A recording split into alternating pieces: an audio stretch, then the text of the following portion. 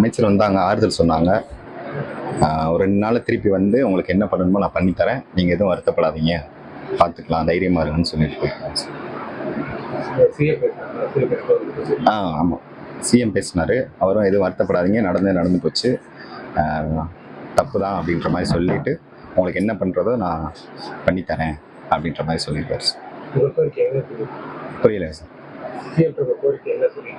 CM வந்து இந்த மாதிரி நடந்தெல்லாம் கேட்டார், ஒரு சில விஷயங்கள்லாம் சொன்னேன். இந்த அரசு வேலைக்கு ஏற்பாடு பண்ண சொன்னார். நிதி என்னமோ அது என்ன பார்த்து நான் பண்ணுறேன்ப்பா, நீ எதுவும் வருத்தப்படாத அப்படின்ற மாதிரி சொன்னேன். இது பண்ணால் கூட கைது பண்ணிட்டாங்க. இதில் யாராக இருக்காங்களோ அவங்களாம் கைது பண்ணுறது என்ன. அமைச்சர் வந்தாங்க, எங்களுக்கு கொஞ்சம் ஆறுதல் சொன்னாங்க, கொஞ்சம் மனசுக்கு ஆறுதலாக இருக்குது. என்ன என்ன வேணாலும், என்ன உதவி எனக்கு தேவைப்படும், என்ன உதவின்னு கேட்டாங்க. எங்களுக்கு வந்து சட்ட ரீதியாக என்ன நடவடிக்கை எடுத்து இது நீதி கிடைச்சா எனக்கு போதும் அப்படின்றத முடிச்சிட்டு சார். போதும் சார்.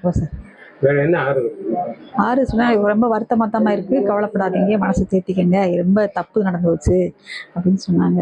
நான் பிள்ளைகள் தான் சார் உலகம் வாழ்ந்துக்கிட்டு இருந்தேன், இப்படி ஒரு கொடூரம் இனிமேல் யாருக்கு நடக்கக்கூடாது அப்படின்னு சொல்லி முடிச்சிட்டு சார்.